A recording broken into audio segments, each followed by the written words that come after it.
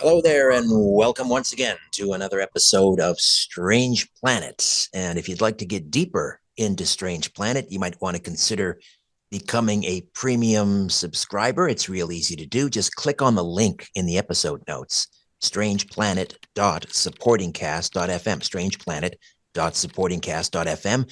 You gain access to commercial-free listening, bonus episodes that are produced exclusively for premium subscribers, and you also get a subscription to my monthly newsletter, Inner Sanctum, strangeplanet.supportingcast.fm. All right, here we go. Egypt, of course, is famous for its pyramids, the Sphinx, the temples of Luxor, and the Valley of the Kings. But 40 miles north of Luxor lies the best preserved temple complex in all of Egypt, the Temple of Dendera, known for the famous Zodiac of Dendera, now housed in the Louvre Museum. Within the portico leading into the Hathor Temple at Dendera is a little-known outstanding achievement of humanity, an extensive color bas-relief larger than the ceiling of the Sistine Chapel, meticulously encoded with the sophisticated astronomical knowledge of ancient Egypt. Drawing on more than 5,000 high-resolution photographs, my guest today has taken at the Temple of Dendera. He's a photographer and a computer scientist. José María Barrera presents a complete full-color photographic reconstruction of the ceiling of the Pronaos at Dendera and reveals in detail how each panel represents celestial cycles of time, from the precession of the equinoxes to the annual cycles of life found along the Nile.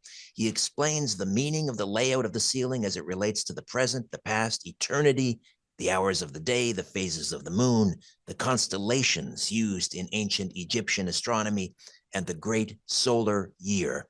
José María Barrera is a software engineer and application architect specializing in data representation and languages, who's been fascinated by alchemy and Egyptian culture for more than 20 years. An avid photographer, his work has been exhibited in galleries in Chicago and New York City and sold at Sotheby's auctions. He was born in Colombia. He holds a master's degree in computer science, and he lives in New York City. And again, his new book is, let me hold this up for you, for those of you on my Rumble and YouTube channel, Dendera, Temple of Time, the Celestial Wisdom of Ancient Egypt. Jose, welcome to Strange Planet. How are you? Richard, thank you so much for having me. Very well, thank you. It's, as I say, it's a beautiful book of photographs and explanations and illustrations of what's happening at Dendera, Temple of Time. Take me back, I guess, about a half a decade, and how you eventually would go and visit this temple. But it all started at an exhibit right there where you are in New York City. Correct. So that's probably like 7 years ago or 8 years ago. I was with my family. It was like dead winter, like around this time, like February. It was dead cold on a weekend. My daughters were like young teenagers, and we are bored in our two-bedroom apartment in New York City. So we went out looking for grounds to some lunch and looking for something to do. And on Fifth Avenue, they had an exhibition, like it was Fifth Avenue and 37th Street. They had an exhibition of Tutankhamun. They had reconstructed the whole burial chamber of Tutankhamun. And based on the photos of Carter, who is the explorer, the British explorer who found Tutankhamun, the tomb. And so we went in, and I was kind of familiar with Egypt, but I never studied in detail. But when I went into that exhibition, and it was so beautiful. At the beginning, we thought, okay, it's going to be a tourist trap, but it turned out to be this spectacular reproduction of the tomb of Tutankhamun. And at that moment, I knew that we had to go to Egypt to visit the real thing. So, like 3 months later, my family and I went to Egypt and spent there like a couple of weeks visiting different parts. And the favorite place that I went to, even though all Egypt is spectacular, But this temple, Temple of Dendera, the Temple of the Goddess Hathor at Dendera, was like the highlight of my trip, basically. Right. Where is the Temple of Dendera in relation to, the temples or the pyramids of Luxor and Valley of the Kings and so forth? Just kind of Oh, orient us. okay. So if you think about it, Egypt is a big country, but in reality, all of Egypt is like in a 10-mile radius along the Nile River, because the rest is desert, right? So it's deserted land. There is nothing. So all the population and everything that happens in Egypt is around the banks of Egypt, and it's a long river. It's like it runs for 1,000 miles in Egypt, and at the top it starts like a delta, like the delta where it ends in the Mediterranean, and then it goes all the way down to the south to of Egypt, right? Which is all the way up, because the river runs from upwards downwards into the Mediterranean. And right at the center of Egypt, it has like a little bump, the Nile, and at the end of the bump is Luxor, where is basically the new name for the city of Thebes at the time of the Egyptians. And that's where you have the temples of Karnak and the Temple of Luxor. And that's right across the river from the Valley of the Kings and the Temple of Hatshepsut, the goddess the pharaoh Hatshepsut. And like 40 miles north from Luxor is where Dendera is, where there was this temple complex, and is not in the path, the well-traveled path of tourists. Like most people who visit Egypt go first to the pyramids, that is north, down from the delta that we spoke, so the Giza Plateau where the Yes. pyramids are. And then if you keep going south, then you hit Thebes, where you have all the Valley of the King and the Kings and the Valley of the Queens. And Luxor is 40 miles up northwards from that. Dendera is 40 miles north from that. And it's known, but it's not super visited, because it's like if you spend more than a week in Egypt, then people start looking for more things to do, and then they end up visiting Luxor, Dendera, or they go south to Aswan. But in general, it's not one of the most common places to visit in Egypt.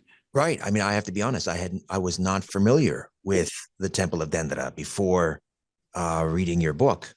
Mhm. And the history here, was constructed towards the end of the sort of the Hellenic Empire during the reign of the Ptolemaic era, I guess, of Greece. So Correct. just give us kind of a time frame. When Oh, was that? okay. So this temple was constructed by the father of Cleopatra. That is, it started, the construction of the temple started on the year 50 BC. And this pharaoh died 2 years after he started the construction, and his daughter, Cleopatra, continued the construction of the temple until she died. And the construction continued, and she was basically the last pharaoh of Egypt, because after that it was taken by the Romans, and Roman emperors became the rulers of Egypt and the pharaohs, and their names are inscribed in the temple because the construction continued until probably late first century after Christ. Yes. So at that point, then the temple was finished in its current form.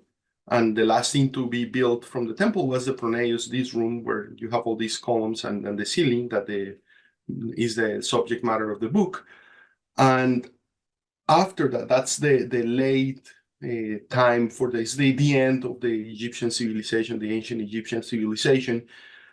And it continued and it dwindled down because Rome invested money on these temples and they were very expensive to run.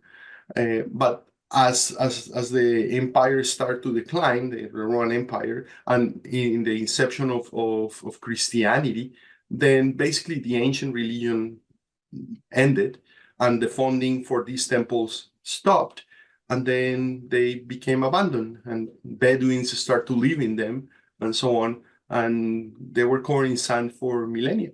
Covered in sand, yes, until Napoleon invaded Egypt. Tell me about Napoleon's discovery of the Temple of Dendera. Correct.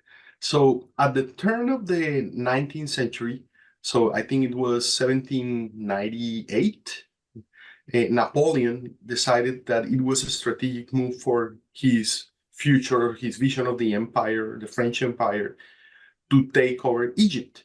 And it had a couple of components that takeover. It was strategically one, what he wanted to do was to cut the routes of access to India for the British. And second of all, what he wanted to do, he wanted to emulate what the Romans did, and is that they made Egypt is one of the most fertile places in the world. So Egypt became the breadbasket of the Roman Empire. And in a way, what Napoleon was to do or trying to do was to follow the steps of the Greeks and take over Egypt and make that the breadbasket of the French Empire. Now, everything became a disaster. So Napoleon invaded Egypt. He took his armada and he parked it in the front of Alexandria. Mm-hmm. And then they started to invade Egypt. And then Admiral Nelson came with the British Armada and they sank all the boats of the French. So Napoleon arrived into France with 35,000 soldiers, and then they were stranded in Egypt, like for close to 2 years. So that was super interesting because all of a sudden, all the dreams of Napoleon, of these grandiose dreams that he would conquer the Middle East and take over Egypt and so on, fell tumbling down because he never expected for Admiral Nelson to sink his armada, basically. So one of the parts of his trip is a part of what his strategy was to bring all these civilian architects and engineers and basically what they were called savants, were like this intellectual group of people. There were 160 people. And the idea was to document and find what was about this ancient Egyptian civilization, number one. And number two, it was all these engineers, what they wanted to do was to reconstruct the infrastructure in Egypt so it could become the breadbasket of the empire. But when they were stranded, all these things came down. And then all these people were idle there for 2 years almost. And what they did is they started to go to all these temples and all the ancient Egyptian structures. And at the time they didn't have cameras, so they made drawings of all these sites. And with the sites, what they did is they made this publication that is beautiful and is what started Egyptology really, and is all these French people made these books with all the illustrations that they did, and it's called a description of Egypt, basically, and is 20 gigantic books with all the images, the illustrations, and the text of what they found there. And the first images, like modern images of the Temple of Dendera, come from those books, basically. And so, as you point out in your book, I mean, my wife is Greek. That's practically my second home. We've been to the Parthenon to see the Acropolis many, many times.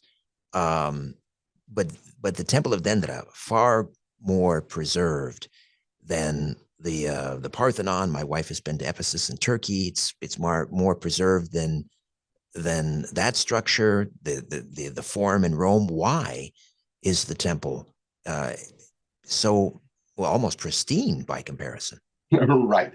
So I think it is various factors. The first one is that it was not actively destroyed. So a lot of these places, what happens is that as they get abandoned and they are ruins, this appreciation that we have today for old structures, right, is something kind of new. Like in the past, people were very pragmatical. You find an abandoned structure full of rocks, and you need to build things, then you disassemble them, and that happened to many temples in Egypt, by the way. And you take the rocks and then you build something somewhere else. So, for example, just as an example, there is, I think it's a sugar refinery in Egypt that you go to a refinery and the walls of they're covered in hieroglyphs.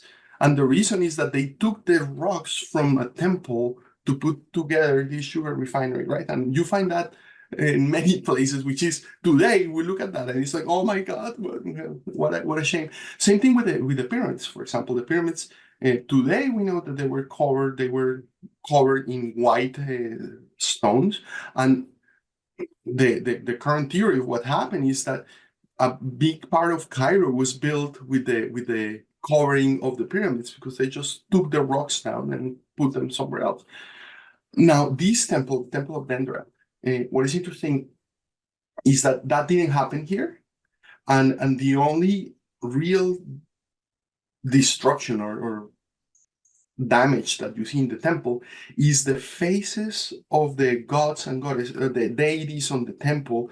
They've been chiseled out. But it's super interesting because you go there and everything else is in perfect shape, but the faces of the gods have been defaced. And so the current theory is that Christian iconoclasts, after the temple was abandoned, they came to live there, and actually this temple became a church, a Coptic church. And the Christians that came into the temple, they defaced the faces of the gods on the temple. I read a very interesting theory about this, and it's that if you're an iconoclast and you go to a place that you want to damage, you don't. And the beauty of or what happens at this temple is that the faces are removed surgically. So all the texts are in perfect shape, but the only thing that is defaced are the faces of the deities, which is interesting because if you see what happens with modern iconoclasts, for example, when they would have destroyed Buddhist temples and Buddhist statues and effigies, is that they go and dynamite the thing and they just destroy the whole thing. But you don't go with very careful surgical precision and just chisel out the faces. So a theory that I read somewhere, and I don't remember where, but it's super interesting, is that they say the people who did this work really care about the temple, because otherwise they would have destroyed the temple, not just the faces. So the theory, and I found it very compelling, I don't know the validity of it, but it's super interesting, is that the priests at the end of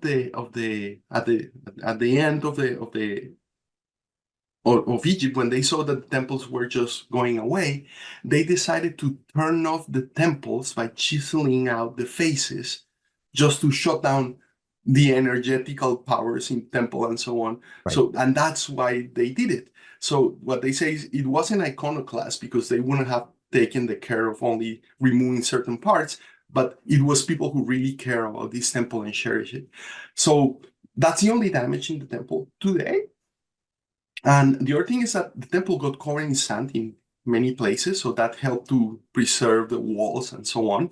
And the other one is the weather there, that is dry because of the desert, right? I think a lot of the damage that happens on structures is humidity, and it rains every 10 years or something in this place, so it's very dry. And then the colors on the ceiling, it was cleaned like probably 10 years ago, and was covered with black soot for a long time because Bedouins used to come and inhabit inside the temple, and they used to make bonfires inside. So all the smoke covered the ceiling, and I think that soot helped preserve the colors on the ceiling as well. Right, right. Um, the French, they removed at some point they went back after Napoleon first went there. They removed the roof and took the circular zodiac from the roof, and they took that back to Paris. Are the Egyptians fighting to get that back? Because I know, with the Parthenon and the Greeks, they're very they're very passionate about the Elgin marbles. They want those back from the British Museum, and the British, for whatever reason, I'm kind of caught in the middle. I'm British and my wife is Greek, but they will not return the Elgin marbles. Is it the same thing with the circular zodiac? I think, yeah, I think like you see, uh, I would say a big part of the relics and all objects from Egypt are outside of Egypt today in all the museums spread around the world. Yeah. And Europeans looted these places for a long time, but it's a paradox, right? Because if it wasn't for the European interest on these ruins and this ancient civilization, what happened, and you can see that like at the time of Napoleon, or sorry, after Napoleon, there was this ruler of Egypt called Muhammad Ali, and Muhammad Ali had zero interest on all these relics, right? He was a Muslim ruler, and all these things were, he wanted to modernize Egypt, and all these things were just like piles of rocks, and he didn't care about it. So he started to give, and when he saw that the Europeans were interested in this, he started to give them away. And like a lot of, like, for example, the ceiling in the temple was with the permission of Muhammad Ali, the ruler of Egypt at the time, who said, yeah, you can take it, because he didn't care about any of these things. And a lot of these happened like that. But yeah, like half of the things that are from Egypt were taken from Egypt, stolen from Egypt, and taken into museums around the world. And it makes, is twofold, because yeah, it's a crime and a shame that those things were taken from there, but because they are in the modern museums and people in the West learn to appreciate these things, that's what creates the tourism and the interest on Egypt that makes Egypt value what they have and make it, basically they live from the tourism that comes from these pieces. So all these stories are incredibly complicated and have two sides, because yeah, on one side these things were taken from Egypt, but that's what creates the interest outside of Egypt for people to go and visit there, and for Egyptians to preserve these things and see them as valuable, and now they're like the treasure of Egypt, right? But it's because of the interest of Europeans who went there. Interesting. It is more complicated than at first Correct. impressions. But at some And point, it's time it goes back. It's same as the Elgin marbles. They have to go right. back, and at some point, yeah, they have to get But the what about circular. obelisks, right? Like you see obelisks. The city of Rome alone has more obelisks than the ones that are left standing in Egypt. And the obelisks were taken by the Romans like 2,000 years ago, and so on. So, but there are like, I think there's like 12 obelisks in Rome, in the city of Rome.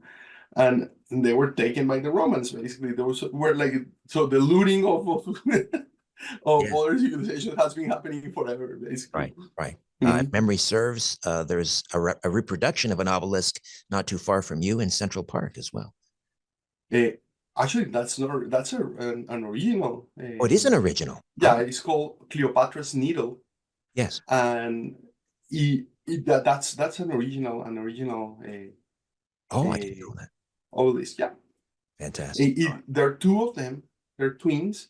I think the other one is in London. Yes. So, and there are two, because usually these obelisks, like, and it's interesting. You look at the obelisk in Washington, it's one, but when you look at the Egyptian temples, they usually have two obelisks, one on each side of the entrance of the temple. And you go to a temple, for example, you go to the Temple of Luxor, and it's so shameful that you go there and there is only, like, you go into the front, and the whole symmetry of the temple is disrupted because one of the two obelisks was taken from there. And it's, you only see one standing, but it's obvious because it's on one of the sides of the entrance, and you see the other one is missing there, and it's like, oh my god, that's a huge hole there. Like, Yeah. mhm. Wow. Okay, so we need to also identify the goddess Hathor. Who was Hathor? Mhm. So Hathor is one of the oldest Egyptian goddess, and is even from the pre-dynastic period. And her image is a cow, or she's usually depicted as a cow. And she was the cow is a symbol of fertility, right? Like milking and care and love and tenderness, because cows are passive animals. Yes. So what is interesting is that that was taken as a symbol of fertility and love, and this that was one of the symbols of the goddess, and these gods of antiquity, as time goes by, they start to get more and more attributes assigned to them, and then they shift and move from one to another. So Hathor was the goddess of music. She was the goddess of love. She was the goddess of birth. She was a sky goddess, a goddess of the sky. Mm, and when you start to think about what is all what makes all these things have in common, and you start with music, she's the goddess of music. Music is rhythm, and rhythm is created by cycles. And when you start to think about all the different appellatives and associations of these goddess, all of them have to do with rhythm and cycles. So fertility is the rhythms of fertility. And as you start to look at it, it becomes obvious that this is a goddess of cycles in general. And all of them are associated in different ways. When you go into the room where the subject matter of this book is, is supported by 24 columns, and each of the columns has on top the face of the goddess, and on top like a box, a resonance box, because it represents a musical instrument associated to the goddess Hathor that is called a sistrum. So each of these columns represent like you can shake it and like a rattle, and it makes like a shaking noise. And it was used in festivals and in rituals, the sistrum. So the ceiling is supported by these 24 musical instruments, gigantic, like 7-story high musical instruments, and basically is resonance, is harmony, is Right. cycles. Right. That's what this temple is the house of cycles, right? The house of life, because life is cycles. Movement is cyclical. Movement requires rhythm and cycles. Right. And time and Uh, the movement of, as we'll discover, and we'll take a time out here in a moment, of celestial bodies and astronomy. Really, I think we go back to the ancient Greeks. It was very mathematical. They were, I believe they describe it as the radionics of the spheres. That was astronomy, and so we'll touch on all this. We'll come back. More of my conversation with José María Barrera. The book is Dendera, Temple of Time, the celestial wisdom of ancient Egypt. Back with more in a moment. Hi there. If you want to watch the rest of these episodes, please head over to my Rumble channel, Richard Syrett's Strange Planet. You can watch complete episodes there. New, complete, unedited episodes drop every Monday, Wednesday, and Friday. Again, the Rumble channel is Richard Syrett's Strange Planet. In the meantime, I want to thank you for supporting this YouTube channel all of these years. However, the problem is I never know when I'm going to run afoul of the censors at YouTube. I never know when I'm going to end up in YouTube jail. There doesn't seem to be any rhyme or reason. And in fact, 2 more strikes and this YouTube channel will be taken down altogether. So help me fight big tech censorship, enjoy the complete unedited episodes, and join the rest of the Strange Planet community over on Rumble. Again, Richard Syrett's Strange Planet on rumble.com. See you over there.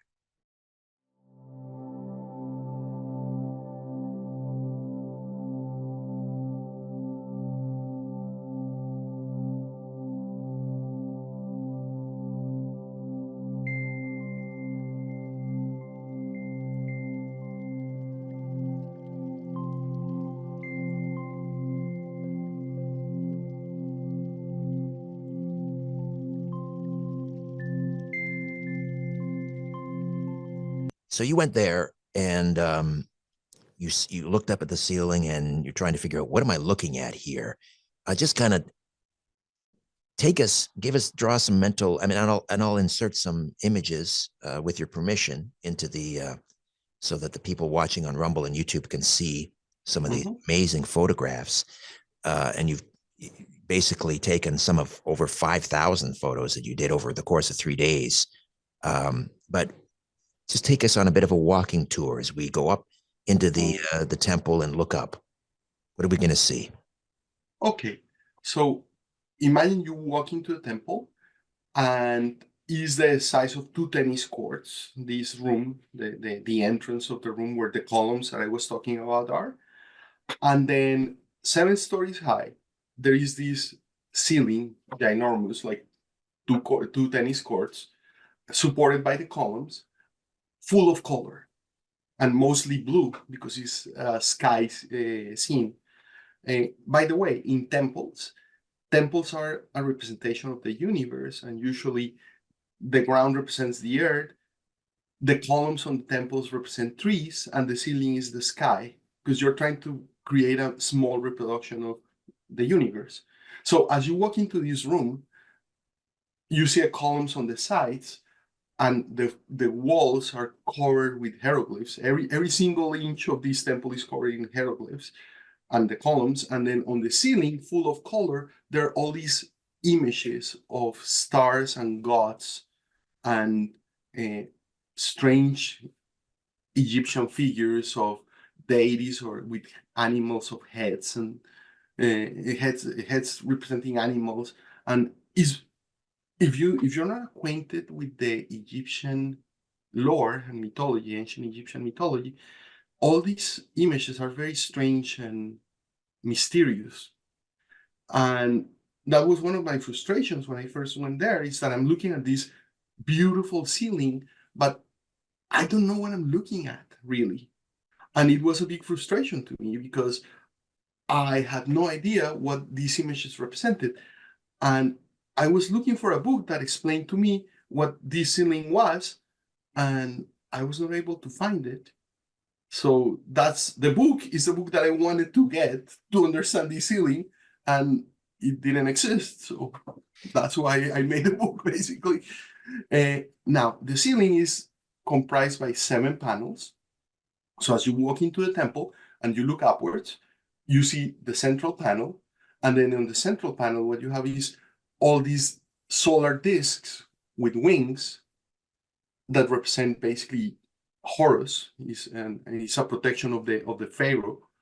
And if you think about it, all the traffic of the temple happens underneath this panel, because this is the main axis of the main entrance to the temple. And then as you go to the sides, you have 3 panels on each side, on the west and the east of the panel of the room. 3 of them represent the day, and the other 3 represent the night.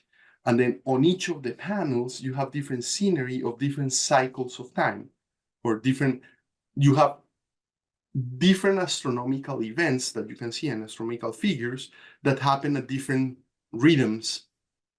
And as you walk outwards from the center, the rhythms are slower and slower and slower. So you start on one. So right in the middle, the center one, that's the present, right? That's where all the traffic happens on the temple. That's the connection between eternity and the divine, and the sky and earth.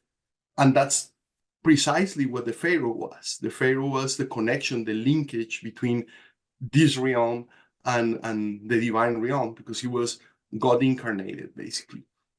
Right. Right. So tell me about a little bit about how you put this book together, because you are a software engineer, application architect. You have a passion for photography. Right. You went back there, was it in 2021? Correct. Yes. You spent 3 pretty intense days. Tell me about how you were able to put this book together and make sense of what, you've done tours through there and shown people the ceiling, but you weren't able to sort of decipher it until you did what you did. Correct. So as I mentioned, my frustration was that I knew I was in the presence of something majestic, but I didn't have an explanation of what it was precisely.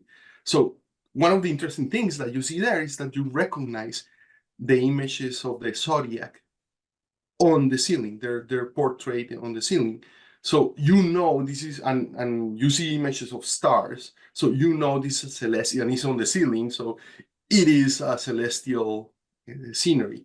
So you're going to see a But crab. You're going to see a crab, which is Cancer. You're going to see correct, a bull, which uh, is Taurus. You're going to see a lion who is Leo, a right. scorpion, and so on. Yeah, you see all these images on the ceiling, and among other Egyptian figures, because they're the images of the zodiac, and there clearly are, which is Babylonic, by the way, like the origins, but they are stylized as Egyptians. Right. So they have all these Egyptian signatures, and images are always like, when you look at images in Egypt, they're like, you never see a face facing frontal, like frontal facing is very rare.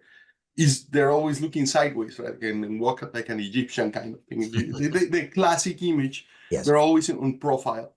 You never see, there are just two gods in ancient Egypt that are portrayed facing frontal. Yes. And they are Hathor, by the way, is one of them, and the other one is the god Bes. But that's it. All the other gods are always shown like, say, facing sideways. Mm. So you see these on the ceiling, and my frustration was like, oh, this is interesting and beautiful, but I have no idea what I'm looking at. And then when you start to look for literature on this, you find that it's heavily specialized. There is nothing in English about the details of this, and is books by Egyptologists, usually in French or German, and highly technical. Uh, so my frustration was like, there is nothing on this, and that's how I went there with my camera and a tripod, and I took photos. Like, I start moving my tripod around these two tennis courts and taking with a photo lens like photos and photos and photos and photos and photos, and then using software I stitched them, and I had to write some custom software to parts of this process to finish parts of this process. I stitched together these 5,000 images, and finally, and a corrected light and geometry of all this. And finally, I created one gigantic image with the whole ceiling. And then once you have that, I got the translations, the books in French and German that have the translations for the ceiling, which is, by the way, made by a French woman called Sylvie Coville, who spent 35 years in this temple decoding everything that is written on the temple. So I got her books where she describes or she translates what is on the ceiling. And I went through the process of taking all that and finding where her translations correspond on the ceiling, and finding what they said, and basically taking her French and translated that into English. So I believe this is the first version in English of anything translated from what is on the ceiling, basically. Hi there. If you want to watch the rest of these episodes, please head over to my Rumble channel, Richard Serrett's Strange Planet. You can watch complete episodes there. New, complete, unedited episodes drop every Monday, Wednesday, and Friday. Again, the Rumble channel is Richard Serrett's Strange Planet. In the meantime, I want to thank you for supporting this YouTube channel all of these years. However, the problem is I never know when I'm going to run afoul of the censors at YouTube. I never know when I'm going to end up in YouTube jail. There doesn't seem to be any rhyme or reason. And in fact, 2 more strikes and this YouTube channel will be taken down altogether. So help me fight big tech censorship, enjoy the complete unedited episodes, and join the rest of the Strange Planet community over on Rumble. Again, Richard Serrett's Strange Planet on rumble.com. See you over there.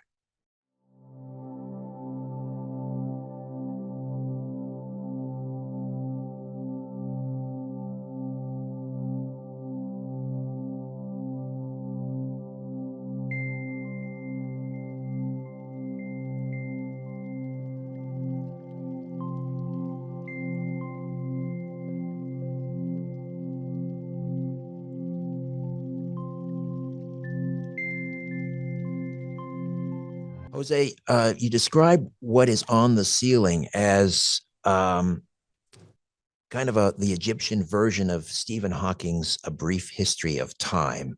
For those that have seen that or read the book or seen the documentary or the movie version of it, can you just kind of unpack that a little bit for us? Sure. So this ceiling contains most of the astronomical knowledge that the Egyptians had. And remember, this is a late temple, so the accumulation of all their knowledge and the infusion of Babylonic and Egyptian and Greek knowledge is already imprinted on the ceiling because it's a late temple. Mm, so the analogy to the brief history of time was done by the person who wrote the preface of the book, whose name is Bob Breyer. He's called Mr. Mummy. He's a well-known Egyptologist, and He calls you Sir Mummy. no, Oh, his name is, or he's known as Mr. Mummy oh, I see. because his specialty are mummies. Right, right. And basically he came to this analogy of Hawking's book, and the reason is that the way I see this ceiling and the temple is that is the history of the totality of time, because the center, as I mentioned before, represents the present.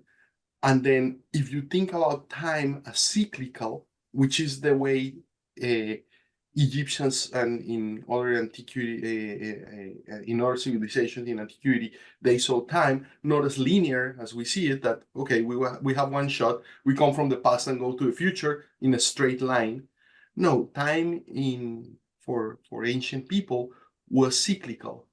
So it was, okay, the day ends and night starts, and then day starts again, and then you see the phases of the moon and the year and the seasons and so on and so forth.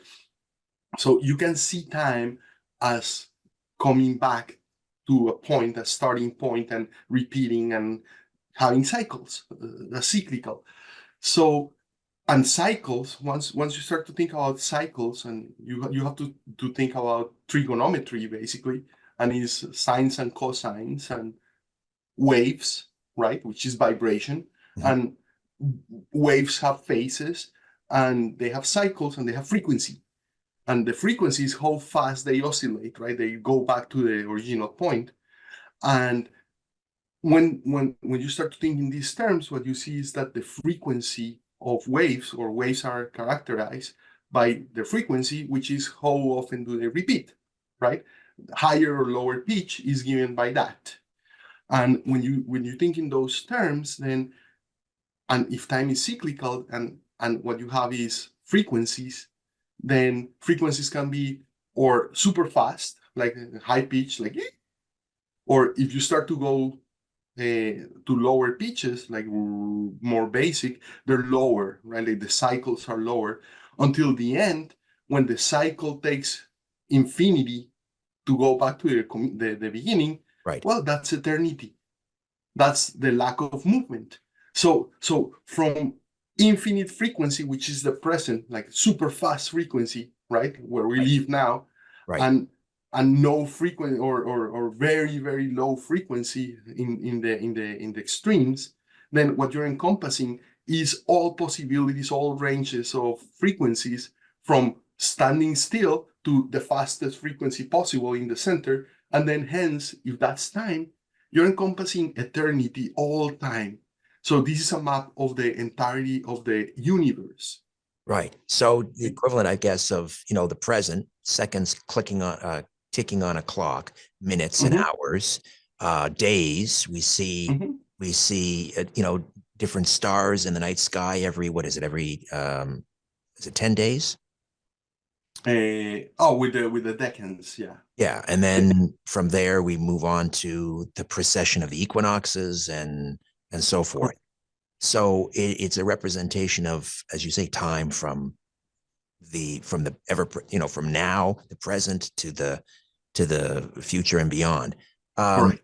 there is an image of gods and goddesses, I believe, in a boat being pulled along by snakes.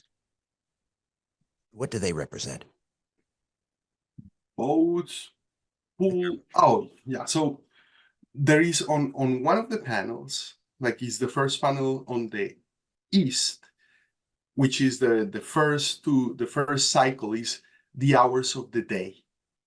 So what you have on the hours of the day is the idea or the imagery that they created is that the god sun, the sun, is born in the morning, and then what you have is the cycle of the sun during the day. So if you think we think of the sun as no as an abstract entity that is this star and we're floating around the star, but factually, if you look at the qualities of the sun of the morning and the sun of the at noon and the sun in the evening before sunset, they're different suns.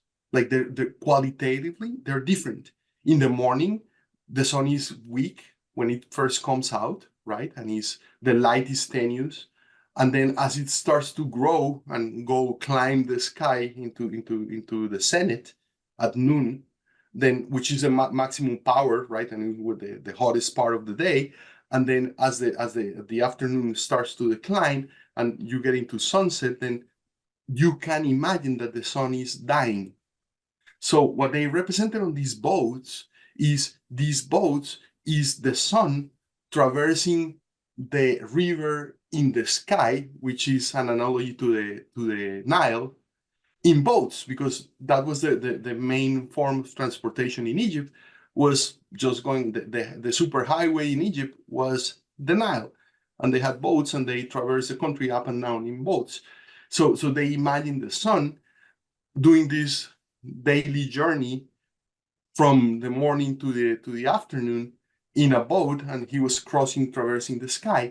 And the beautiful thing about these boats is that they depict the sun at the beginning in the morning like a boy, and then he starts to grow up, and then like in mid morning he's a teenager, and then at noon he becomes a ram, which is a sign of potency, in its like the biggest potency. And then in the afternoon he's an old guy, and then he has a cane right until he dies. So they are using an analogy of the age, the human age, right, and the cycle of life to represent the cycle of the journey of the sun into the sky during the day. And those represents the 12 hours of the day. So it's very beautiful because it's this poetical analogy, but it's beautiful, and it captures the essence of the different phases of a wave, which is a cycle basically. So when you have a cycle and a wave, you always have the point of where you begin, and then as time goes by, you have a point where it's the point that is the furthest from the origin, and then a return to the origin, right? And then you go the other way around, and that's what creates the cycle. And all these, so you have a point that is the maximum distance from origin. In the case of the day is noon, right? And then you have a phase where you're climbing and then you're declining. And that's what you have with the sun, right? In the morning the sun is climbing, and then as soon as you touch noon, the sun starts to decline until it dies, to be reborn the next day and start a new cycle. Amazing, amazing. And they understood, the Egyptians, and it's portrayed on the ceiling that they're initially, I think they accounted for 360 days. So there are 36 cycles of this 10-day. What did you call that 10-day period when we see different? Oh, the decans. The decans, yes, the decans. They understood there were 36, cycles of these 10-day decans. That was 360 days. But then they quickly realized, wait a minute, it's not lining up. There's some, because they didn't account for the other 5, because it was 365 days. Then they understood that. So 365 days, they understood so they understood that the Earth orbited the sun every 365 days. But my question is, how do you think they were able to ascertain all of this incredible knowledge of the the night sky and 365 days Ah, a year and so forth. well, so the purpose of all these, like, yeah, so you would go and so what's the point? Yeah, so they made all these maps on the ceiling of cycles and stars. Why what's the point? And is survival, because if you think about Egypt, the problem of Egypt is that it's a desert that has this river, and before it was dammed, the river had a flooding, an annual flooding, and basically the water of the river like flooded into the banks, and that creates all the fertile land of Egypt. And then as the flooding goes away, the river starts to dry, the waters recede from the banks, and then you can plant on the banks, and then you have to, well, grow your crop, like your cereals or whatever it is that you're growing, and then you have to go and harvest them and so on. But determining when you're gonna plant is of incredible importance. So trying to predict when the Nile is gonna flood is of incredible importance. Now, it happens to be that the flooding of the Nile was a regular event that happened once a year. So what they were trying to do is find predictors on when the Nile would flood. And it happens to be that one of the things that is beautiful about the sky is that it's predictable in a sense because it's cyclical, and you have these patterns. The stars move across the year, and you can start to make this correlation between the position of the stars and the time of the year. So you want to start to measure time because you want to be able to predict what's going to happen with the weather and so on. In Nordic places, that's the case. In Egypt is the river. But if you go northern and you're in England or anywhere in Europe, and if you don't plan for winter, you die. Mm-hmm. So that's the difference between equatorial cultures and Nordic cultures, is that if you live in the equator, well, you don't have to plan that much because there is food all year long and so on. And I think that's we the Latinos are like, oh yeah, we're partying and so on. And I think it comes from that Interesting. because if you think about German and Nordic cultures, they're more disciplined because if you're not disciplined, you die. Interesting. Yeah. Yeah. Yeah. You've So got so that a very narrow sliver of time in a year in to which to plant and sow, plant, and harvest. you have to Whereas, plan, you have to think forward, and you have to plan in advance, and you have to save, and you have to store food, and you have to learn how to dehydrate food or salt it or whatever, and make jellies and marmalade in order to preserve food for the meager years.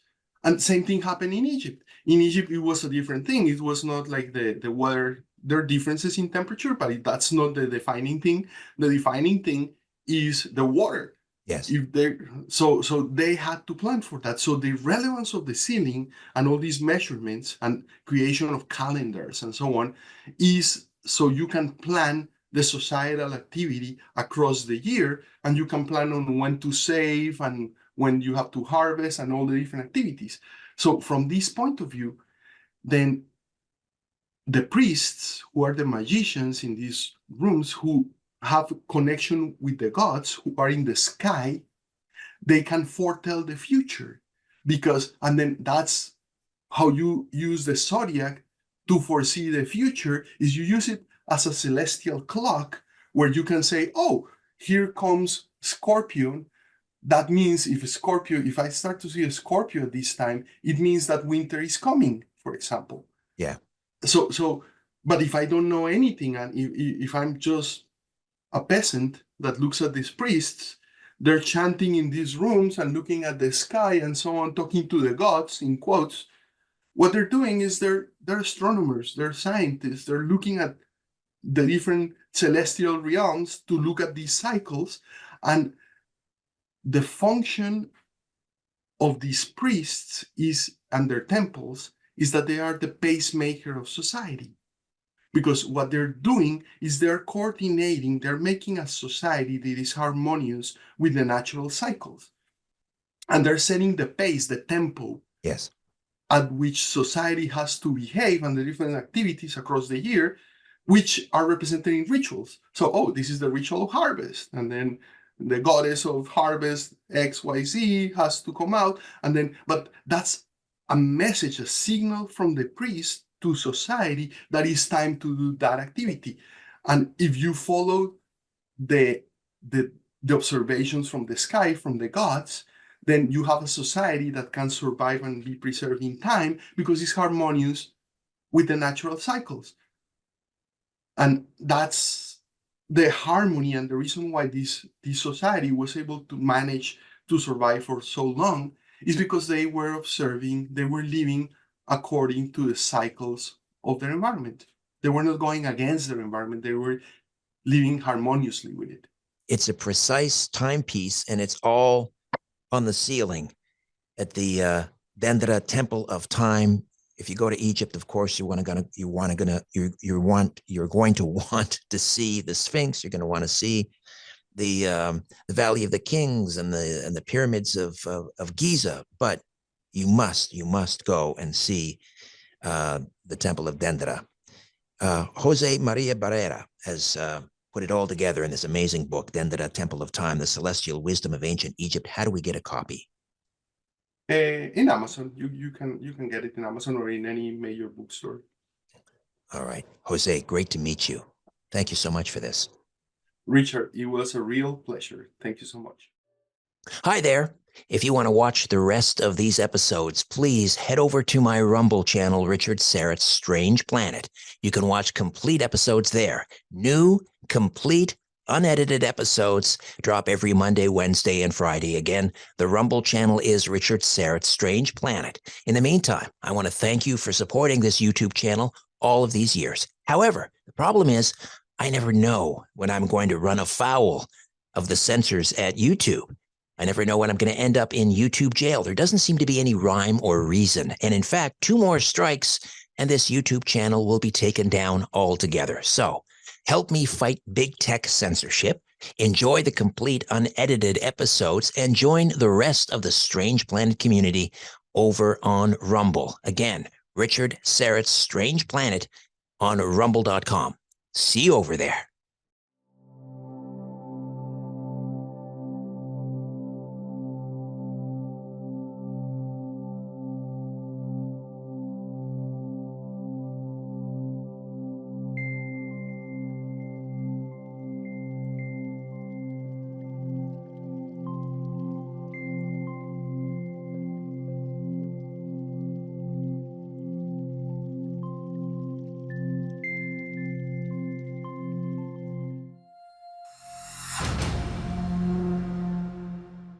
Hey there, friends. Welcome to another episode of Strange Planet. We keep hearing from the cults at the WEF that the world is overpopulated, that the current population on Earth is of roughly 8 billion people is unsustainable.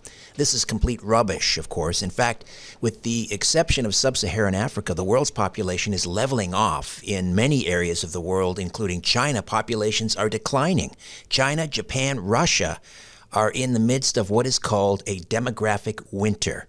In fact, it may be too late to reverse their population declines. And part of this depopulation crisis has to do with lifestyles. Here in the West, many young people have made the decision not to have families at all or to have only one child. But there is another huge problem, a crisis, in fact, that nobody seems to be talking about: infertility. Infertility now affects 1 in 6 couples of reproductive age, according to the World Health Organization, and about half the time it's the man who's infertile.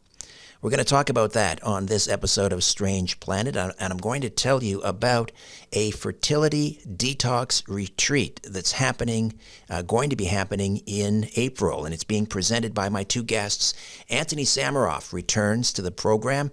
He is an author and detox specialist. He's a psychotherapist and economist from Glasgow, Scotland, best known as the author of Universal Basic Income, For and Against. His forthcoming book exposes how corrupt institutions in mainstream medicine are bound to turn out bad science and harmful treatments. What's more, he shows how we can reclaim our health one by one, and in doing so, fix the system itself.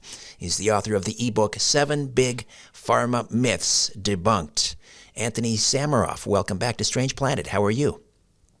I'm fantastic. Thank you so much for having me back, Richard. It's always such a pleasure to do your show and to spend time with you My and pleasure. your audience. My pleasure. Megan Mankow is the creator of Bricano, Sacred Healing. She completed her degrees at the Canadian Institute of Traditional Chinese Medicine in Calgary. She learned about the many aspects that contribute to health while earning the title of Doctor of Traditional Chinese Medicine and registered acupuncturist. She also had a passion, or she has a passion for healthcare and helping people feel their best, most aligned self. She gravitates to helping people in areas of their life that are often left in the shadows. All parts of a person, she says, deserve to be healed and celebrated. She is a trauma-informed practitioner who understands the complexity and unique differences between each person. When she's not working with patients, she replenishes herself by hiking, foraging, and learning about plants. And she loves the challenge of adding new ingredients to her cooking and creating unique flavor combinations. Welcome, Megan. How are you? Thank you so much, Richard. I'm doing fantastic here in Mexico and really excited to be talking about the infertility epidemic here on your show. Sexual health and reproductive health is a huge passion. So all right. So let's, first of all, and we'll revisit this, but let's just get all of the details, the important details regarding this fertility detox retreat in Ixtapa, Mexico. Give us all of the details, when, where, how to register, and all of that. Okay, so we have this retreat going on in Ixtapa, Mexico. It starts April 7th, and we have options for 4 weeks up until 8 weeks. And also, we really encourage you to bring a partner because, as you alluded to, fertility epidemic really affects both partners, and the sperm and egg quality are really declining in today's society. So we recommend both people coming that are looking to get pregnant, and we have accommodations included. We have Anthony as an expert in detox, and so he'll be doing daily education talks as well as providing all of the recipes, incorporating organic fruits, vegetables, so that we can increase your cellular health. We'll be having myself do fertility, acupuncture, Chinese medicine, as well as some pelvic work, lots of body work, excursions, activities. We're in a beautiful location, so we want people, we've taken all of the stress out of it, and you can just come relax while still working on your health. And Yes, go ahead, Anthony. go on. Yeah, we're going to have a lot of fun as well. As Megan mentioned, there's a lot of excursions planned, but I wanted to pick up on her saying we're going to improve the quality of the sperm and egg, because you can't go on a retreat like this without improving the quality of every cell in your entire body. And when we look at the next generation, the generation that's being born at the moment, they've got so many diseases that our parents and grandparents found rarely. And so what we're really doing is ensuring that the next generation inherits a better quality of cell than the previous generation, rather than what we've been seeing now. So, I mean, it would be the most heartbreaking thing in the world if you went for an IVF treatment and after a couple of bouts, spending $25,000 almost, you failed and then finally succeed and you give birth to a sickly baby. I mean, I can't think of something more heartbreaking than that. So what we're really doing is going to the root of what's going on in the world right now, with not only with infertility but with all chronic disease. I apologize for interrupting, Richard. You had something to ask. Oh, I just wanted to focus on the details of the retreat. Thank you. So the website is in the episode notes. The link is in the episode notes here, but it's youcanconceiveit.com. You can conceive it. com. Again, the link is in the episode notes. That'll take you to the landing page. All the details are there about the retreat, accommodations, how to register, and so forth, correct? Correct. All right. That's right. Okay, so I mentioned this report from the World Health Organization. I think, Megan, you also refer to it. 1 in 6 couples are having a great deal of difficulty conceiving. And Anthony, you mentioned IVF, which is an incredibly expensive procedure. I think you mentioned it costs somewhere between $10,000 and $25,000 per cycle, and you're only having a limited success, 20 to 30%. So people, may try 2, 3, 4 times. I mean, that's a huge chunk of money that, let's face it, many people, maybe even most people, can't afford. So let's talk about what are some of the current mainstream treatments that are trying to address infertility, and maybe we can talk about, what some of the underlying health issues that are affecting fertility. Mm-hmm. Yes. Well, please, Megan, go on. So really, IVF and IUI are the primary Western medical models for treating infertility. We do have other alternative health modalities such as acupuncture, abdominal massage. Therapy is super important because fertility is such a complex issue. It's not only about the body, it's about our mental state as well. So we need to make sure we're addressing all of those. But really, infertility is something that hasn't been addressed very well, and it's a more up and coming problem. So IVF and IUI are one of the only treatment options that we have available to us. And like you said, it's an invasive surgery.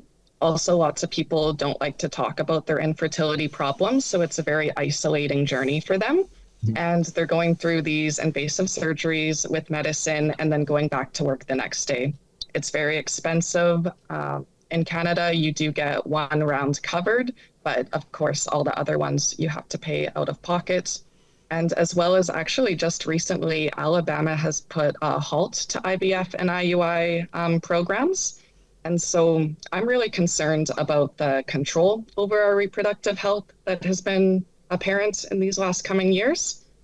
I think it's time that we take our health into our own hands because there's lots we can do about it. And Anthony is excellent at talking about the cellular health of the body and how important that is for a healthy baby. So there's lots of things we can do about that. And I'll let Anthony speak to that because he is the expert on it. Right. And we will come back, to discuss, things that you'll be doing at the fertility detox retreat. Megan, you mentioned, though, or maybe it was Anthony earlier, about, we have children that are we've never had more sickness and chronic illness in children than we do today. I think, since the 1960s, I was trying to remember a speech from RFK Jr. about this. Something like since the 1960s, when we had maybe 15% chronic illness in children, it's gone up to something like 60 or 70%. Don't quote me on these numbers, but it's just skyrocketed. So, Anthony, do you want to begin maybe talking about why, some of the reasons why children have so many chronic illnesses these days? Yeah, and I would like to mention that according to the Environmental Working Group, the blood of newborns contain 287 toxic chemicals on average. So when we talk about detox, which is not generally admitted in mainstream medicine, they do believe that you can be poisoned, funnily enough, by any of these chemicals, right? If you get enough of them, they agree that you can be poisoned. But for some reason, they don't think that having a little bit of a poison poisons you a little bit. Interesting. This idea, and which is very strange to me. So this idea was conceived, if you'll pardon the pun, when I was reflecting on the fact that one of my teachers told me that we were suffering from intergenerational cellular toxicity, and that was one of the reasons why people were getting sicker, as well as intergenerational nutritional deficiency, because life tries to perpetuate itself no matter what. So you can go for a long time. Your body's ingenious; it will function at far below its regular capacity before you even get sick, visibly, let alone get an illness. So if you're getting an illness, that means you're pretty far along in terms of how sick the body is. And so you can go without a lot of nutrients, but can you thrive without many of the critical nutrients? Probably not. So my teacher told me you inherit the cellular condition of your parents. And a light went off when I met Dr. Manco's uncle, John, who's manager at the retreat, and we were talking about the possibility of doing this. And I thought a really good demographic would be, I heard another podcast where someone talked about the infertility, and I was like, oh, that makes so much sense. Not even knowing that his niece is a pelvic health specialist and has worked at a fertility clinic. So it feels like this was meant to be. And so I was like, really, yeah, I mean, perhaps you can ask another question and I can expand from there, depending on where your mind's going. You mentioned 287 toxins. So give us the laundry list, not all of 287, but some of the more prevalent toxins that are being found in blood samples of newborns. Yeah, we're getting microplastics, BHA, BHT, BPA, sodium benzoate, MSG, aspartame, glyphosate, mercury, preservatives, emulsifiers, stabilizers, dyes, artificial flavors, toluene from carpets, carbon monoxide. So, we're basically suffering from it. What happens under these circumstances is, one, the body needs to allocate excessive amounts of energy and resources to trying to clean them out. Secondly, they accumulate in the organs and reduce the functionality of those organs so that the body as a whole functions less well. So you could say nutritional deficiencies and cellular toxicity always go together, because you need nutrients to detox, and you need when your cells are full of toxins, it's hard for them to admit nutrients. So it becomes a downward spiral, which is what chronic disease is, according to my teachers and according to what I've seen. When I've seen people who've had conditions like colitis that they were told were irreversible, reversed through protocols such as the one that we're offering. So in addition to that, because this process of the body becoming more and more diseased until you start to get fungal forms, which is basically you rotting to death while you're still alive, cancer, that's the body decomposing before you're even dead. That's the Grim Reaper coming in to try and take you away. So how this process starts and how it's reversed is not well understood. So when people drink more water and put down the sodas, they start to feel woozy, they start to feel hungry, they get a headache, and they don't identify that as the natural process of the body cleaning itself. So they reach for some chemicals to make the headache go away, or they drink another soda to halt the detoxification process. Right. They don't actually understand what's happening to themselves. Right. It's like the day after a hangover, you take a little, drink a little hair of the dog, which is more alcohol to relieve the symptoms. So we're in this endless loop. On that point, if anyone does get a hangover, a high dose of chlorella will actually pretty much help your body to absorb the alcohol and do away with your hangover. Okay, so we have this endless loop. We have all these environmental toxins entering into newborns, perhaps even through breast milk, just while the child is still in the mother's womb. And then add to that a lifetime of exposure to these same toxins, combined with, let's just call it modern living disease, which is horrible food. We have soil that does not contain the necessary nutrients. We have very poor soil now. So the vegetables that we're eating basically are like cardboard. They have very little nutritional value. And then we have all of the daily stresses. We're living in this electronic smog, 5G, whatever's next, 6, 7G on the way. So, cellular towers and so forth. All of this is just creating all of these chronic illnesses, which then in turn damage the cells and get passed on to the next generation. So let's just let's take a time out. When we come back, we'll talk about what can be done for this infertility crisis.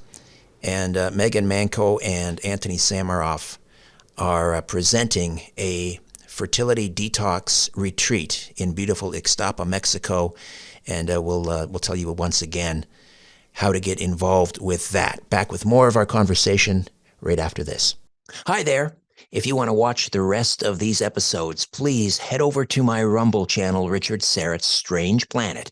You can watch complete episodes there. New, complete, unedited episodes drop every Monday, Wednesday, and Friday. Again, the Rumble channel is Richard Syrett's Strange Planet. In the meantime, I want to thank you for supporting this YouTube channel all of these years. However, the problem is I never know when I'm going to run afoul of the censors at YouTube. I never know when I'm going to end up in YouTube jail. There doesn't seem to be any rhyme or reason. And in fact, 2 more strikes and this YouTube channel will be taken down altogether. So help me fight big tech censorship, enjoy the complete unedited episodes, and join the rest of the Strange Planet community over on Rumble. Again, Richard Syrett's Strange Planet on rumble.com. See you over there.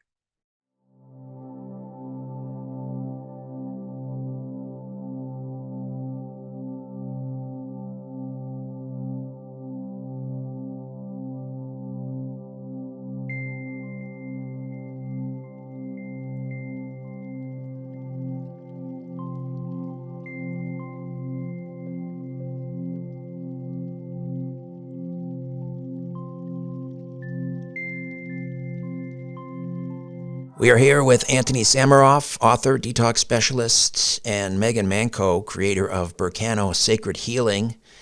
And she is a doctor of traditional Chinese medicine.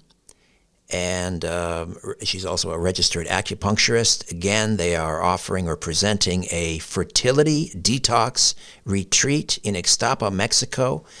The link to learn more is in the episode notes. YouCanConceiveIt.com.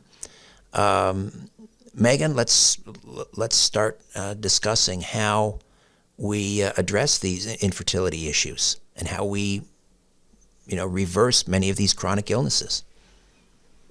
Yeah, well, I left right before the commercial break. You were talking about the stressors of modern day society, and that is a huge impact on fertility. Some of you may know about the nervous system and the parasympathetic, the sympathetic. Well, we're constantly in this state of our sympathetic nervous system, but really our reproductive health and our urge to conceive and our body signaling that it's safe to conceive happens in this rested state of parasympathetic. And so that's another reason that I thought a retreat would be a great way to address infertility is everything is taken care of for you. You can relax on the beach. We're going to remineralize your cellular health. So give you all of the food that you need to build up this mineralization and the nutrients you need, as well as the detoxification.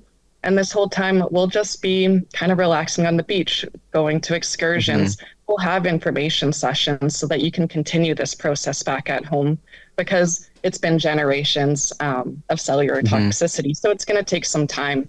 But this is a great start, providing that education. letting your parasympathetic go into that state so you can rest and connect with your partner. Because again, lots of times intimacy is lost when we're trying for a baby. It's really difficult to, with all the emotional tolls, it's difficult to connect, especially like sex becomes a chore and it's just not enjoyable anymore. And who wants to conceive in that state of mind? So I really believe this is a fantastic option for people to relax. They're also getting body treatments. So not only is it really important for our cells to have that nutrition, we need to allow that nutrition to access the reproductive organs and improving the sperm and egg quality. So with acupuncture and Chinese medicine and the manual therapies that we're going to be offering, we're helping to increase the blood flow and energy flow to the reproductive organs so that they receive all of these nutrients that you will be getting from the juice detox. And we're lucky enough to partner with a fantastic farmer. He's a generational farmer, doesn't use any pesticides, chemicals with his crops. And that's the beautiful thing about Mexico within these small communities. Many of the farms don't use pesticides and chemicals. So some of that offhand stuff that we still see with organic farms in Canada or the States that we can't prevent, that's a lot less common here. And so he's been growing all sorts of food. He creates his own compost, which I've been lucky enough to be a part of that process and see how that begins. So just the care and love that he puts into the soil health that he grows the food, from harvesting. He's taught us permaculture classes here at Ixtapa Palace, and he'll be sourcing all of our fruits and vegetables. So we're really lucky to have that as an option. Right. Now, as you say, you offer a 4-week and an 8-week, so that's a 1 month or a 2 month retreat. And, after 30 years of unhealthy living, I would imagine it would be, you're not going to reverse all of that damage in 1 month or 2 months, but I would imagine in the information sessions, a lot of that has to do with, okay, what you take away from this retreat and how you continue to live at home. Does that include, for example, what do you teach people in terms of creating a healthier environment, whether, reducing the off-gassing of carpets, and what do you recommend, like put in bamboo flooring, or just give me a sense of that? Well, there's a lot of things that people can do, and you can't live in a plastic bubble. We know that it's not everyone can get off work, so we ask people to come down for as long as they can, and they can consult with us on that when they have their consultation call if they think they're interested. Obviously, it's difficult for some people to reduce the amount of bad food and junk food. I think a lot of the first thing is what goes in your mouth, but it's not as difficult after you've done this. And I'll tell you why. The body craves what's in it. You may have noticed that you can go without eating a pizza for quite a while and you'll be fine. But as soon as you have one, the next day or two, you'd start thinking, oh, I'd love a cheesy pasta or something like that. Because when your body starts to process that food and the cheese and the wheat go into your bloodstream or the compounds, it creates an emotional memory of the food that you've just eaten, which makes you crave that food, right? So people find very quickly in this program, they start really enjoying the juices, they start really enjoying the steamed vegetables and with natural toppings, and it's not for life. I used to have eczema, I used to have leaky gut. I couldn't eat wheat or cheese without getting a breakout. Whereas now, if I want to have an indulgence every now and then, I don't get symptoms at all. I contacted the widow of one of my great teachers and asked her, did you ever have examples of people who were infertile conceiving on Gary's program? She said, oh yeah, lots of times they actually conceive during it, during. So it's not what, if you think about it as being able to bring your body over the line to where it's actually able to think about it this way. There's a hierarchy of needs and wants in the body, and your body is going to basically deprioritize things which it doesn't think are completely essential. Now, we all want to we don't all want to reproduce, clearly, because you mentioned that people are opting out. lots of people do, but the body, as far as the body's concerned, that's a lower priority than the, other things which it considers to be essential. So what we want it to basically do is reduce enough of the external stressors. You could, such as you're talking about, the toxins, the lack of nutrients. When Dr. Mankel does acupuncture, there's also an energetic flow to the cell, which that restores. There's also a blood flow to the cells, which that restores. Then there's a psychological element, as we've talked about, the psycho-emotional, spiritual element. And then there's the social element, which is being part of a community where people understand what you're going through. So definitely, because we're doing information sessions, I mean to basically download everything I've been learning because, I went to write a book about the pharmaceutical industry and people obviously want to know what they can do instead of taking drugs. So, ironic, I didn't just learn this from my health, for my health. I learned so wanted to put it into practice to help other people. So we definitely intend to have informational sessions to equip people to continue the process when they go home. Right. Dr. Manco, will you be doing some acupuncture? Yes, so we will be, it is recommended to do acupuncture once a week. So we'll be having acupuncture sessions once a week, as well as within the frame of Doctor of Traditional Chinese Medicine. I am a herbalist. And so some of the information sessions is we'll be learning how to castor oil pack, which helps to detoxify the uterus, depending where you place the castor oil. But I'll teach people how to do that, and they can continue at home as well as at the retreat. Also, steaming is really beneficial. So I have a blend of herbs. When we do our consultation, we'll pick the herbs that are best for you. And that helps to tone and increase blood flow to the reproductive tissue. So there's lots of information that me and Anthony can share that'll be daily. And then as well, we're going to bring in some other body working therapists.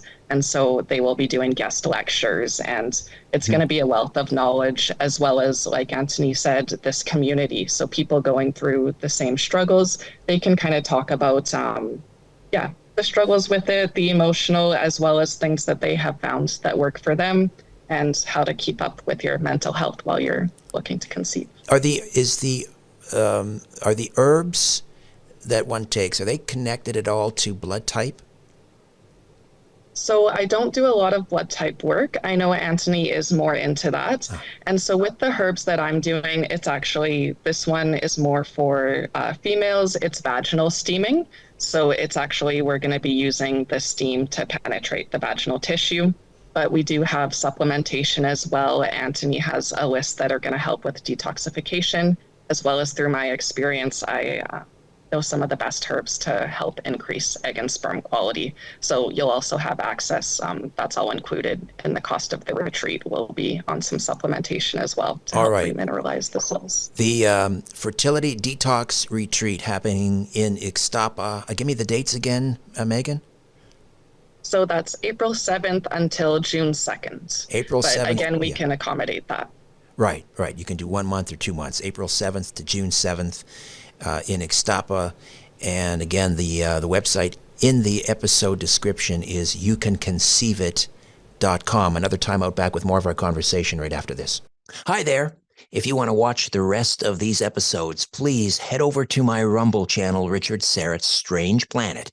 You can watch complete episodes there. New, complete, unedited episodes drop every Monday, Wednesday, and Friday. Again, the Rumble channel is Richard Syrett's Strange Planet. In the meantime, I want to thank you for supporting this YouTube channel all of these years. However, the problem is I never know when I'm going to run afoul of the censors at YouTube.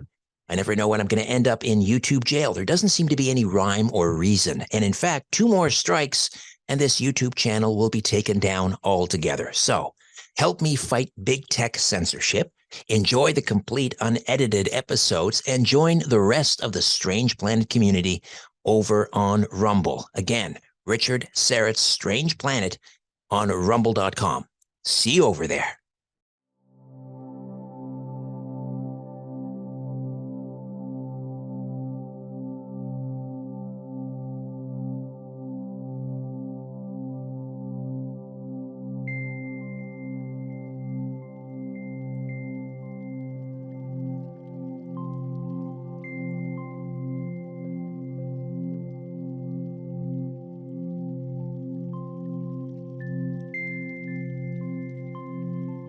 And we are back with Anthony Samaroff, who's been with us on the program a number of times. And he is the author of, the ebook, 7 Big Pharma Myths Debunked. 7, the number 7, pharmamyths.com. 7pharmamyths.com. And Dr. Megan Manco is the creator of Burkano Sacred Healing. She's a doctor of traditional Chinese medicine and a registered acupuncturist, and together they're presenting the Fertility Detox Retreat in beautiful Ixtapa, Mexico. You can register for a 1-month retreat or a 2-month retreat. And again, the website is youcanconceiveit.com. Youcanconceiveit.com. What are the two toxins, either in the food or in the environment, that really jump out as kind of some of the main culprits in terms of, let's say, drastically reducing infertility? I mean, I've heard the term chemical castration, basically is what we're looking at. So what are those toxins? Yeah, I mentioned these because they've got mainstream coverage. I think it's a very, I was like, just this month, a mainstream publication says the Journal of Exposure Science and Environmental Epidemiology reported that 80% of Americans tested positive for chlormequat. Try and say that 7 times quickly. And said that chlormequat, and said that it causes infertility. This just hit the news this week. Another one is very famous because Alex Jones said they're turning the frog gay. Atrazine, it's an endocrine disruptor. It's not the only one. It's just the one that's got a lot of attention. As you said, it's been shown to chemically castrate male frogs and turn 10% of them into fully viable females who are even able to produce eggs. And the shocking thing is it's found in municipal water supplies. Of course, they say, oh yeah, this is safe. Well, I mean, that's what they prefer to believe. They've not demonstrated that it's safe. How did it get in the water? How does it get in the water? Well, I think it's that's a really interesting question. We know that the chemicals from birth control tablets and things are refining themselves into the municipal water, because when they filter the water, obviously to keep costs down, they don't go through every possible purifying process that would be necessary to make the water safe. That's why it's increasingly important for people to take cleaning their municipal water into their own hands with filters and things like that. Any filter is better than no filter, because if you don't filter your water, your body is the filter. So yeah, that's important. And there's so many toxic chemicals found in our municipal water. Again, they tell us, oh, the levels are safe. Well, again, that's what they prefer to believe, and that is the information that they would like people to believe, because then they can continue to supply them with municipal water. And as long as the government does that, you're kind of dependent on the government.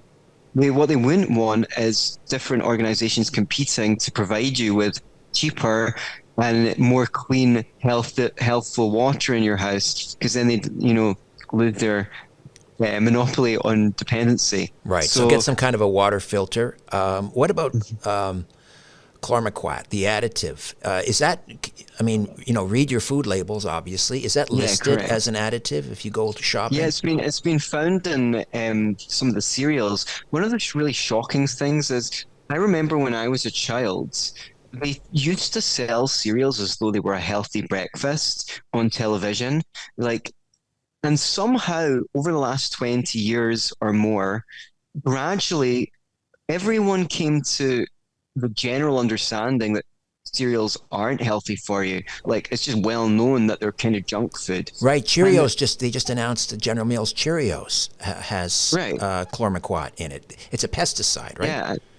Yeah, and Quaker Oats. So I'm like, why was it that no one was taken to court, sued. No one lost their job when people realized that cereals were unhealthy rather than healthy for your children. I mean, they literally just indoctrinated people into poisoning children for decades.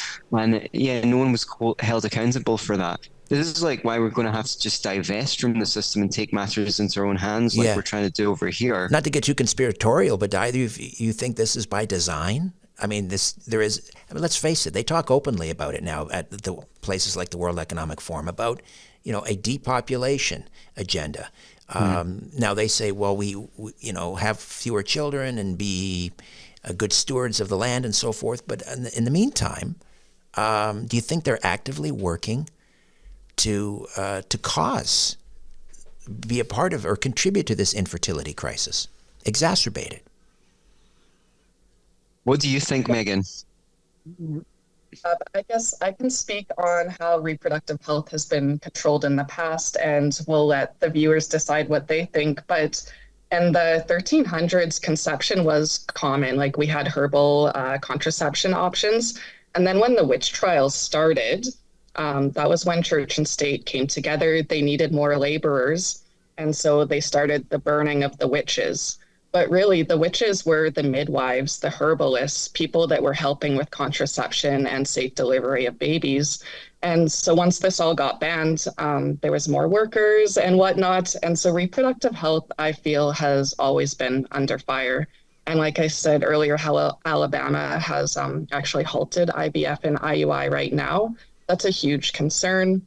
All of the political spectrums on abortion, I think having children or not having children, that's a huge indicator of a country's health. And so I don't know exactly with the chemicals and the toxins, how much of it is planned or encouraged. I don't know the right language to use with that, but I do believe that reproductive health is very important and something you have a lot of power if you can control that. So.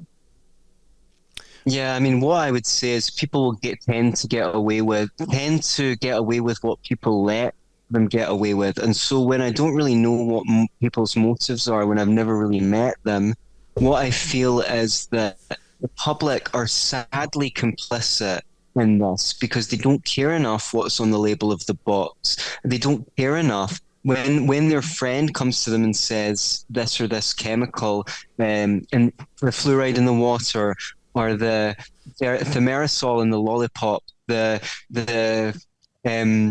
other heavy metals in the lollipop, which are given to people when they're 75 times when they're babies, that they say, oh, you conspiracy theorist. So people, this is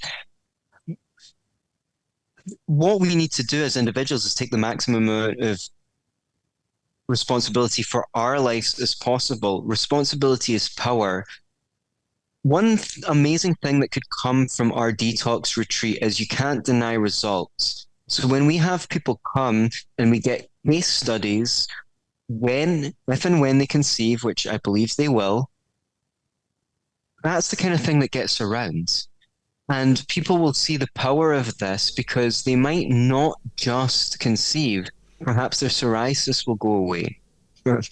Perhaps they'll be able to manage foods that they couldn't before more easily. Perhaps their partner will come with them and they will notice that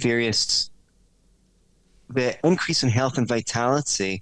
And when they go home, it's undeniable. So I can't see into the minds and hearts of other men, but what I can say is I'm concerned with creating the new paradigm and like showing people what is undeniable, right, and evolving out of a world where not conspiracy theories, where conspirators even have the power or the authority to conspire against individuals. Right. I would imagine it would be very important for couples to come, because unless we know the actual issue with that couple, half the time it could be a sperm motility or a sperm count issue. The other 50%, it may be something that is happening with the with the prospective mom in this case. So it's important for both to come, I would imagine. But let's just spend a few minutes talking about sperm motility and sperm mobility, sperm counts, which are just like on a massive decline. I mean, is that environmental? Is it diet? What's going on there? Megan, do you have any thoughts? Yes, I do. I think a lot of it is environmental and the foods that we eat. And there is so much endocrine disruptors in our environment right now. Maybe I'll let Anthony speak to the sperm quality, but something I did want to point out as well is how much birth control pills get pushed in today's society. Yeah. Even at the age of 16, it is recommended. Girls going through painful periods or any kind of menstruation issues, the birth control pill is just kind of the answer for that. And sometimes they're on that for 15 years. If you don't want to get pregnant until, maybe my math's off, but like if you go on it at 16, you don't want to get pregnant until you're 30. That's 15 years that you've disrupted your endocrine system.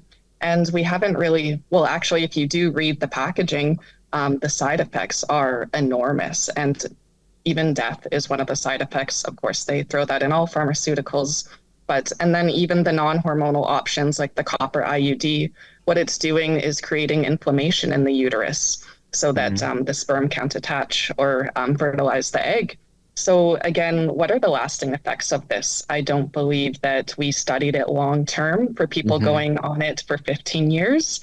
And so, of course, birth control is really important. And it was sold as this empowering women. And it can in some ways. And you need to do a little bit of research and study for your own health what is the best option for you. Some people do choose birth control. You froze there.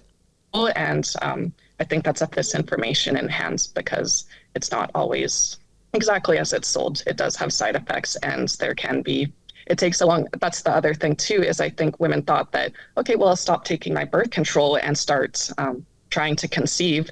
Well, 15 years of disrupting your hormones, it's going to take a while to get that all back. Excellent point. In working order. Excellent point. All right. Thank you for that. I was going to come back around and cover that. So now let's deal with sperm count and sperm motility, which is, I guess, how quickly and they move and whether they're able to make it to the egg.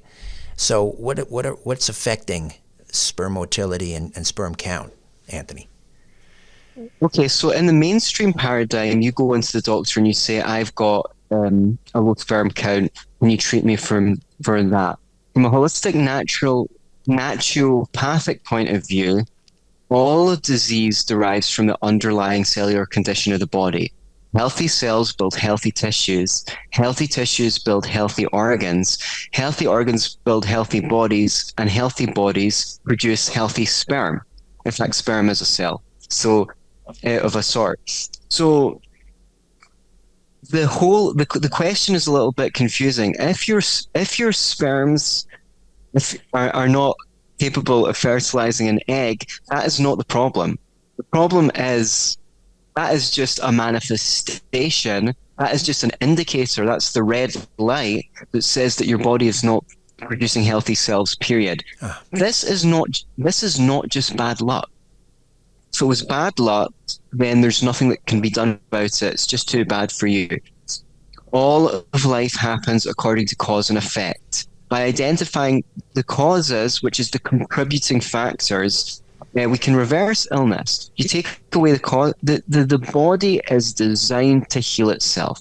When you reduce the number of stressors and you give it what it needs to build healthy tissues, it will do that. There's also, as we spoke about, psychological component. There's the healthy flow, energetic flow, which we restore by acupuncture. And there's the social element. So, yes, at least 5 elements: nutritional, toxicity, energetic, emotional, psychological, and community. I would say those are the 5 biggest factors. Then, not to say that there aren't any factors, but any other factors. But what I would just say is you've got a low sperm count for the same reason that you've got skyrocketing rates of diabetes, cancer, colitis, chronic fatigue, ME, lupus, multiple sclerosis, because generation and regeneration, your cells are dying and being reborn every single day, every single moment. The question is, you get a whole new body every 7 years, including your skeleton. You get a new one, but not necessarily a healthier one. So the question is, are you empowering your body to create a healthier generation of cells? If you do, I believe that you can conceive it. All right, Anthony and Megan, thank you so much for this. Again, I'll refer people to the link in the episode notes.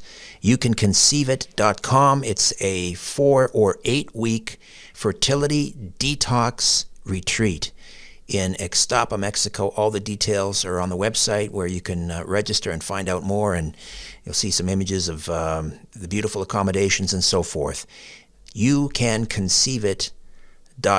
Anthony Samaroff and Dr. Megan Manco. Thank you so much, both of you. Thank you so much, Richard. Hi there. If you want to watch the rest of these episodes, please head over to my Rumble channel, Richard Serrett's Strange Planet. You can watch complete episodes there. New, complete, unedited episodes drop every Monday, Wednesday, and Friday. Again, the Rumble channel is Richard Serrett's Strange Planet. In the meantime, I want to thank you for supporting this YouTube channel all of these years. However, the problem is I never know when I'm going to run afoul of the censors at YouTube. I never know when I'm going to end up in YouTube jail. There doesn't seem to be any rhyme or reason. And in fact, 2 more strikes and this YouTube channel will be taken down altogether. So help me fight big tech censorship, enjoy the complete unedited episodes, and join the rest of the Strange Planet community over on Rumble. Again, Richard Serrett's Strange Planet on rumble.com. See you over there.